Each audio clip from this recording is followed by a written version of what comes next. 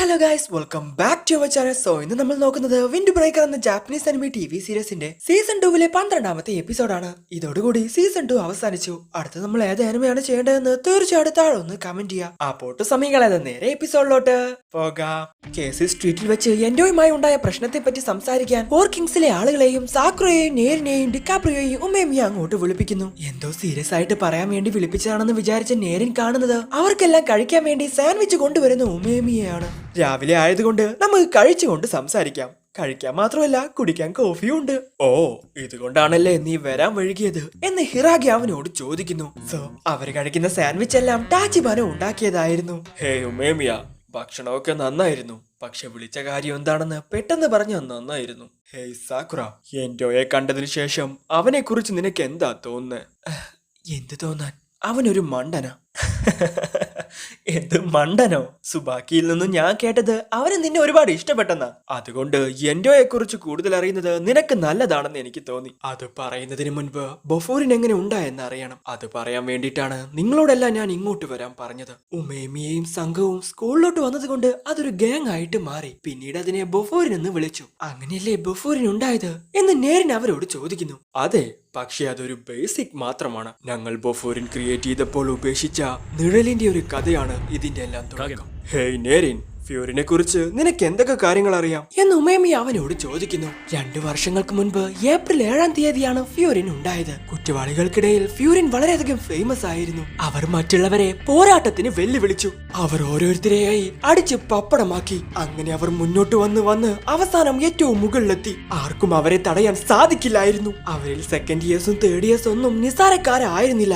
അവർ തോൽപ്പിച്ച എല്ലാവരെയും അവർ അവരുടെ എതിരാളികളാക്കി മാറ്റി. അവരുടെ ശക്തി കൂടി വന്നതുകൊണ്ട് പുറമെ നിന്നുള്ള ആളുകളുടെ ഫൈറ്റ് ക്രമേണ കുറഞ്ഞുകൊണ്ടിരുന്നു. കൃത്യം 1 വർഷത്തിന് ശേഷം അവർ വിൻഡ് ടൗണിലെ ആളുകളുടെ ശ്രദ്ധ പിടിച്ചുപറ്റി. അങ്ങനെ ഏകീകൃത ആളുകൾ ടൗണിനെ സംരക്ഷിക്കുന്ന വിൻഡ് ബ്രേക്കേഴ്സ് ആയിട്ട് മാറി. ഇതാണ് എനിക്കറിയാവുന്ന ഹിസ്റ്ററി. സോ ഫ്യൂരിനെ പറ്റിയുള്ള കാര്യങ്ങളെല്ലാം വളരെ നന്നായി വിവരിച്ചത് കൊണ്ട് നേരിന് വേണ്ടി അവരെല്ലാവരും കൈയടിക്കുന്നു. നീ പറഞ്ഞത് ശരിയാണ്, കാര്യങ്ങളൊക്കെ അങ്ങനെയാ നടന്നതെന്ന് എനിക്ക് തോന്നുന്നു. ഹേയ് മണ്ടത്തരം പറയല്ലേ, ഇതുപോലൊരു സിമ്പിൾ ആയിട്ടുള്ള സ്റ്റോറി ആയിരുന്നില്ല അത് എന്ന് പറഞ്ഞ് ടെൻഷൻ ആവുകയാണ് ഹിറാഗി. കമോൺ, ഉമേമിയെ കഴിഞ്ഞ കാലത്തേക്കാൾ ഫ്യൂച്ചർ ആണ് നോക്കുന്നത്.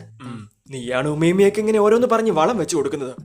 അപ്പൊ ഇതുവരെ കേൾക്കാത്ത വേറൊരു കഥ കൂടെ ഉണ്ടായിരുന്നല്ലേ എന്ന് പറഞ്ഞ് പേനയും ബുക്കും ഒക്കെ എടുത്ത് റെഡിയായി നിൽക്കുവാണ് നേരിൻ. ഒരു ഗ്രൂപ്പിന്റെ ലീഡറുമായി നീ ഫൈറ്റ് ചെയ്യുന്ന സമയത്ത് 30 പേരെ അടിച്ച് താഴെയിടാൻ ഞാൻ നിർബന്ധിതനായി. അതൊരിക്കലും ഞാൻ മറക്കില്ല. അതെ, ഹൈ ക്ലാസ്സിലുള്ള കുറച്ചു പേരുമായി ഞാൻ ഫൈറ്റ് ചെയ്തത് കൊണ്ട് ഉമേമി എപ്പോഴും എന്നെ പുകഴ്ത്തുമായിരുന്നു. ശരിയാ, അങ്ങനെയൊക്കെ സംഭവിച്ചിരുന്നല്ലേ. ഫ്യൂച്ചറിനെ കുറിച്ച് മാത്രം ചിന്തിക്കുന്ന ഒരാളുടെ അടുത്ത് നിന്നും ഇതിൽ കൂടുതലൊന്നും പ്രതീക്ഷിക്കാൻ പറ്റില്ല. പറയുമ്പോ അങ്ങനെയൊക്കെ പറയാം. തടസ്സങ്ങൾ ഉണ്ടാകുമ്പോ തീർച്ചയായിട്ടും വേദനകളും ഉണ്ടാകും എന്ന് മിക്സുക്കി സാക്കു അവരോട് പറയുന്നു. ഇവരെ കണ്ട ഒരു ഗേൾ ആയിട്ട് തോന്നുമെങ്കിലും ഇതൊരു ബോയ് ആണ്. എനിക്ക് ഉമേമിയെ പോലെ തന്നെ വരക്കുന്നതൊന്നും ഓർമ്മ കിട്ടുന്നില്ല എന്ന് മൊമോസി തറൂമിയും പറയുന്നു. ഹേയ് മാൻ, ആ കഥയുടെ ഏത് ഭാഗത്താ നിങ്ങൾ പറഞ്ഞ ആ നിഴലുള്ളത്? അത് എന്റെ സാനാണല്ലേ?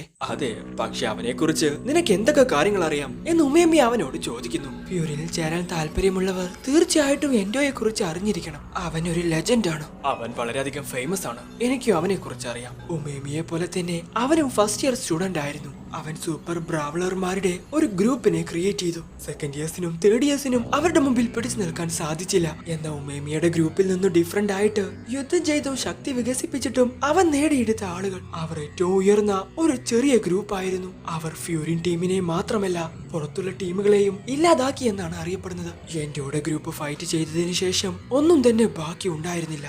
സോ എൻഡോസാനിന്റെ കണ്ണിൽപ്പെട്ട എല്ലാം അവസാനിച്ചു എന്ന് സാക്കുറയെ ചെറുതായി നോക്കി പറയുവാണ് നേരിൻ. ബിക്കോസ് അവൻ അങ്ങനെയുള്ള ഒരാളായിരുന്നു. ഫ്യൂരിന്റെ ഏകീകരണത്തിനായി ഏറ്റവും വലുതും അവസാനത്തേതുമായ തടസ്സം അവനായിരുന്നു. എന്നിട്ടും ഹീറോ ലെജൻഡിനെ പരാജയപ്പെടുത്തി. കൂടെ ഫ്യൂരിനും ഉയർന്നു. എന്നാൽ മറ്റു ഗ്രൂപ്പിലെ ആളുകളുമായി എൻഡോസാനിന്റെ ഗ്രൂപ്പ് വളരെയധികം ഡിഫറെന്റ് ആയിരുന്നു. ഫ്യൂരിന്റെ കൂടെ നിൽക്കുന്നതിന് പകരം അവർ ഫ്യൂരിനെ ഉപേക്ഷിച്ചു. അതുകൊണ്ടാണ് അവൻ ഷേഡോ ആയത് എന്ന് പറയുവാണ് നേരിൻ. അതെങ്ങനെ ഷേഡോ ആകും? അതായത് വളർന്നുകൊണ്ടിരിക്കുന്ന ഫ്യൂരിനെ ഉപേക്ഷിച്ച് അവൻ പോയി. അതിനർത്ഥം ഉമേമിയുടെ ഗ്രൂപ്പിന്റെ വിശ്വാസങ്ങളോട് അവൻ യോജിക്കുന്നില്ല എന്നാണ്. അവർ രണ്ടുപേരും ഡിഫറെന്റ് ആയിട്ട് ചിന്തിക്കുന്നത് കൊണ്ട് ഒരു പക്ഷെ അവർ തമ്മിൽ ഒരു ശത്രുത ഉണ്ടാവാൻ സാധ്യതയുണ്ട്. അതുകൊണ്ടാണ് അവനക്ക് ഫ്യൂരിനോട് ദേഷ്യമുള്ളതും ഫ്യൂരിൻ അവനെ ഷേഡോ എന്ന് വിളിക്കുന്നതും. അതിനിപ്പോ എന്താ, അവൻ ചെയ്യുന്ന കാര്യങ്ങൾ ഇഷ്ടപ്പെട്ടില്ല, അതുകൊണ്ട് അവൻ പോയി. അതാണ് ഇത്രയും മനോഹരമായി നീ പറഞ്ഞത്. ഹേയ് നേരിൻ, നീ പറഞ്ഞതിൽ 2 തെറ്റുകളുണ്ട്. ആ ഗ്രൂപ്പ് ഒരിക്കലും നമ്മളോട് ദേഷ്യമുള്ളതുപോലെ പ്രവർത്തിക്കുന്നില്ല. ഇന്നലെ നടന്ന കാര്യങ്ങളെക്കുറിച്ച് നിങ്ങൾ പറഞ്ഞതൊക്കെ വെച്ച് നോക്കുമ്പോ എൻഡോ വീണ്ടും ഫ്യൂരിനെ മനസ്സിൽ കണ്ടാണ് കളിക്കുന്നതെന്ന് എനിക്ക് ഉറപ്പാണ്. പക്ഷെ ഇനി എന്തൊക്കെ സംഭവിച്ചാലും ഉമേമിയുടെ ഗ്രൂപ്പ് ഒരു പ്രാവശ്യം വിജയിച്ചതാ. ഇത്തവണയും എന്തായാലും എല്ലാം ശരിയാവും. എന്താ ശരിയല്ലേ? അത് നിന്റെ 2ാമത്തെ തെറ്റാണ്. അവർ ഏകീകൃത ഫ്യൂരിനെ ഒരിക്കലും നിരസിച്ചില്ല. ഫസ്റ്റ് ഇയർ അവസാനിക്കുന്നതിന്റെ തൊട്ടു മുൻപ് അവർ സ്വന്തം ഇഷ്ടപ്രകാരം ഫ്യൂരിനെ ഉപേക്ഷിച്ചു. ഒരു വർഷം കഴിഞ്ഞപ്പോ തന്നെ അന്നുണ്ടായ ആ ഗ്രൂപ്പിനെ ഇപ്പോഴത്തെ ഫ്യൂരിനാക്കി മാറ്റാൻ നിങ്ങളെ കൊണ്ട് സാധിച്ചു അല്ലേ? അതിനർത്ഥം നിങ്ങൾ അവരെ തോൽപ്പിച്ചില്ലെന്നാണോ? നിങ്ങൾക്കെല്ലാം അറിയാവുന്നതുപോലെ ഫ്യൂരിനുമായി പ്രശ്നമുണ്ടായിരുന്നവരെല്ലാം ഒന്നിപ്പിച്ച് ഒരു വലിയ ഗ്രൂപ്പായി ഫ്യൂരിൻ മാറി. ഞങ്ങളുടെ ടൗൺ പ്രൊട്ടക്ട് ചെയ്യാന്നുള്ളത് ഞങ്ങളുടെ ലക്ഷ്യമാക്കി ഞങ്ങൾ മാറ്റി. എന്നാൽ എൻഡോയുടെ ഗ്രൂപ്പ് അവർക്ക് പഴയ ഫ്യൂരിനെ വേണമായിരുന്നു. അത് കാരണം എപ്പോഴും പ്രശ്നങ്ങളും വെല്ലുവിളികളും നേരിടുന്ന ഒരു സ്ഥലമായി അത് മാറി. എൻഡോയുടെ ഗ്രൂപ്പിനെതിരെ ഞങ്ങൾ ഒരുപാട് പ്രാവശ്യം ഏറ്റുമുട്ടിയിട്ടുണ്ട്. പക്ഷെ അവസാനം ഒരിക്കലും ഞങ്ങൾക്ക് വ്യക്തമായ ഒരു വിജയം ഉണ്ടായിരുന്നില്ല. ഈ സമയത്തെല്ലാം മറ്റുള്ള ഗ്രൂപ്പുമായി ഫൈറ്റ് ചെയ്ത് അതിലുള്ളവരെല്ലാം ഞങ്ങളുടെ പക്ഷത്താക്കി ഞങ്ങൾ മാറ്റിയിരുന്നു. അത് കാരണം ഫ്യൂരിന്റെ മെമ്പേഴ്സ് ഒരുപാട് വർദ്ധിച്ചു. പതിയെ ഫ്യൂരിനുള്ളിലെ അന്തരീക്ഷം മാറാൻ തുടങ്ങി. അതൊരുപാട് അച്ചടക്കമുള്ളതായി മാറി. അത് കാരണം നല്ല രീതിയിൽ മുന്നോട്ടു പോകുന്ന ഫ്യൂരിനോടുള്ള ഇൻട്രസ്റ്റ് എൻഡോക്കും അവന്റെ ഗ്രൂപ്പിനും നഷ്ടപ്പെട്ടു. എന്നാൽ പഴയ ഫ്യൂരിനോടുള്ള അവന്റെ ആഗ്രഹം അവന്റെ ഉള്ളിൽ തന്നെ ഉണ്ട്. അതാണ് ഇതിന്റെ പിന്നിൽ ബാക്കി വെച്ച ആ നിഴൽ. അതെ, ആ നിഴൽ വീണ്ടും ഫ്യൂരിനടുത്തോട്ട് വരുന്നു. അതിന് കാരണം എന്താണെന്ന് എനിക്കറിയില്ല. പക്ഷെ ഫ്യൂരിനെ പഴയതുപോലെ കൊണ്ടുവരാൻ അവർ ഒരു പക്ഷെ ആഗ്രഹിക്കുന്നുണ്ടായിരിക്കും. അത് ശരിക്കും പെർഫെക്റ്റ് ആണ്. അവർ നമ്മളുടെ അടുത്തോട്ട് വരുവാണെങ്കിൽ അവരുടെ അടുത്തോട്ട് പോകാനുള്ള സമയം ഞാൻ ലാഭിക്കും. നമ്മൾ ചെയ്യേണ്ടത് വളരെയധികം സിമ്പിൾ ആണ്. ആരാണെങ്കിലും നമ്മളുടെ വഴിയിൽ വരുവാണെങ്കിൽ അവരെ അടിച്ച് താഴെ ഇടണം. അതെന്നെ ശരിക്കും ചിരിപ്പിക്കുന്നു. താഴ്ന്നവരിൽ ഏറ്റവും താഴ്ന്നവൻ, മറ്റുള്ളവരാൽ വെറുക്കപ്പെട്ടവൻ. അവരുടെ മുഷ്ടികൾക്ക് മാത്രമേ ഇവിടെ വിലയുള്ളൂ. 1ാം സ്ഥാനത്തെത്താൻ വേണ്ടി പോരാടുന്നതാണ് ഏറ്റവും മികച്ച കാര്യം. ഞാൻ അങ്ങനെയുള്ള കാര്യങ്ങൾ പറയാറുണ്ടായിരുന്നു. പക്ഷേ പീപ്പിൾസ്, തിങ്സ്, ഫീലിങ്സ്, നീ എന്താണോ ആഗ്രഹിക്കുന്നത് തീർച്ചയായിട്ടും അത് നേടിയെടുക്കാൻ നിന്നെ കൊണ്ട് സാധിക്കും. തീർച്ചയായിട്ടും നീ ഒരിക്കൽ ടോപ്പിലെത്തും. അതുകൊണ്ട് നിന്റെ കൂടെ ഇരിക്കാൻ ഞാൻ തീർച്ചയായിട്ടും പരമാവധി ശ്രമിക്കും. കൊള്ളാം സാക്കുറ, നീ ശരിക്കും നല്ല കാര്യമാണ് പറഞ്ഞ. അത് ശരിക്കും ഒരു തരം ആശ്വാസമായിരുന്നു. ഞങ്ങൾക്ക് നീ ചെയ്യുന്ന കാര്യങ്ങൾ ശരിക്കും ഇഷ്ടമാണ്. എനിക്ക് നിങ്ങൾ മക്കളെ പോലെയാണ്. ഒരുപാട് നന്ദിയുണ്ട്. നമ്മൾക്ക് പ്രിയപ്പെട്ടത് എന്താണെങ്കിലും നമ്മൾ അത് പ്രൊട്ടക്ട് ചെയ്യും, ശരിയല്ലേ?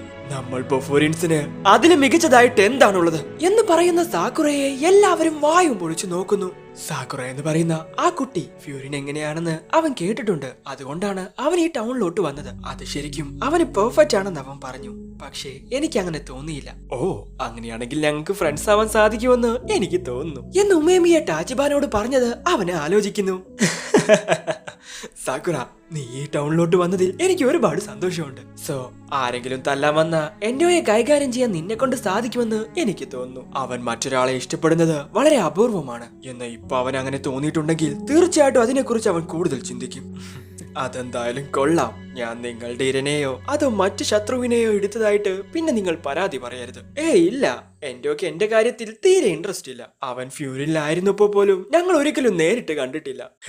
നിങ്ങളല്ലേ പറഞ്ഞ എൻഡോയുടെ ഗ്രൂപ്പിനെതിരെ പലതവണ ഫൈറ്റ് ചെയ്തിട്ടുണ്ടെന്ന്? ശരിയാണ്, എൻഡോയുടെ ഗ്രൂപ്പ് എന്നാണ് ഞാൻ പറഞ്ഞത്. അവന്റെ ആ ഗ്രൂപ്പിൽ മറ്റൊരു ലെജൻഡ് കൂടെ ഉണ്ട്. നിങ്ങൾ എന്താ ഈ പറയുന്നേ? അതിനെക്കുറിച്ച് ഞാൻ കേട്ടിട്ട് പോലും ഇല്ലല്ലോ. ഒരു ലെജൻഡ് കൂടെ എന്ന് പറഞ്ഞ അത് എൻഡോയെ പോലെ മറ്റൊരാളെന്നല്ലേ? അല്ല, അവൻ എൻഡോയേക്കാൾ ഒരുപാട് സ്ട്രോങ് ആണ്. എനിക്ക് ഒരിക്കലും തോൽപ്പിക്കാൻ സാധിക്കാത്ത ഒരേ ഒരാളാണ് അവൻ. ഇത് കേട്ട് അവർക്ക് 3 പേർക്കും വിശ്വസിക്കാൻ സാധിക്കുന്നില്ല. നോ വേ, അങ്ങനെ ഒരാൾ ആരാത്? ചിക്ക തകഷി എന്നാണ് അവന്റെ പേര്. ഫ്യൂരിന്റെ ചരിത്രത്തിൽ ഏറ്റവും സ്ട്രോങ് ആയിട്ടുള്ള വ്യക്തി അവനായിരിക്കും എന്ന് പറയുവാണ് ഉമേമിയ. പിന്നീട് നമ്മൾ കാണുന്നത് ഒരു ഗ്രോസറി ഷോപ്പിൽ നിന്ന് ഇറങ്ങി വരുന്ന എൻഡോയാണ്. ആരുമില്ലാത്ത ഇടവഴിയിലൂടെ നടന്നു വരുന്ന സമയത്താണ് അവൻ ആ കാഴ്ച കാണുന്നത്. എന്താ ഇത്? തകഷി, എനിക്ക് കുറച്ച് പടക്കം പൊട്ടിക്കണമെന്ന് തോന്നി. അപ്പോഴേക്കും ഇവരിങ്ങോട്ട് വന്നു. അങ്ങനെയാണെങ്കിൽ തീർച്ചയായിട്ടും അത് അവരുടെ തെറ്റാ. അല്ല പിന്നെ നീ എന്തിനാ ഇവരെയൊക്കെ ഇങ്ങനെ കൂട്ടിയിട്ടിരിക്കുന്നേ? പടക്കം കുറച്ച് ഹൈറ്റിൽ പൊട്ടിക്കണമെന്ന് തോന്നി. തീർച്ചയായിട്ടും അങ്ങനെ ഒരു വെടിക്കെട്ട് നടത്തുന്നതാണ് നല്ലത് എന്ന് പറഞ്ഞ് അവരുടെ മേളിൽ വെച്ച് പടക്കം പൊട്ടിക്കുവാണ് തകഷി. ഇത് ശരിക്കും വളരെ മനോഹരമായിട്ടുണ്ടല്ലോ. അതെ, പക്ഷെ അതിനെന്തോ ഒരു കുറവ്. കുറച്ചുകൂടെ ഉയരമുണ്ടായിരുന്നെങ്കിൽ അതൊന്നുകൂടെ മനോഹരമായനെ. തീർച്ചയായിട്ടും അടുത്ത പ്രാവശ്യം ഇതൊന്നുകൂടെ ഹൈറ്റ് കൂട്ടണം. ഉമേമിയെ പോലെ ആകണമെന്ന് ആഗ്രഹിക്കുന്ന സാക്കുറയോട് എനിക്കൊരിക്കലും തോൽപ്പിക്കാൻ സാധിക്കാത്ത ഒരാളുണ്ടെന്ന് ഉമേമിയെ പറഞ്ഞ എന്തായിരിക്കും സാക്കുറ ചെയ്യാൻ പോകുന്നത്? അതെ, ഉമേമിയക്ക് തോൽപ്പിക്കാൻ സാധിക്കാത്ത അവനെ തോൽപ്പിച്ചു ഉമേമിയേക്കാൾ വലിയ ആളായി മാറും. എന്തായാലും ഈ സീസൺ എങ്ങനെ ഉണ്ടായിരുന്നു എന്ന് തീർച്ചയായിട്ടും താഴെ ഒന്ന് കമന്റ് ചെയ്യാം. നിങ്ങളിൽ എത്ര പേർക്ക് ഈ സീസൺ ഇഷ്ടപ്പെട്ടു എന്ന് നമുക്കൊന്ന് നോക്കാം. എന്തായാലും നിങ്ങൾക്ക് ഇവിടെ ഇഷ്ടപ്പെടുന്ന ലൈക്ക് ചെയ്യുക, ഷെയർ ചെയ്യുക, സബ്സ്ക്രൈബ് ചെയ്യാത്ത ബെൽ ഐക്കൺ എനേബിൾ ചെയ്യുക. അടുത്ത എപ്പിസോഡ് അടുത്ത ദിവസം വരെ. അതുവരേക്കും ബൈ.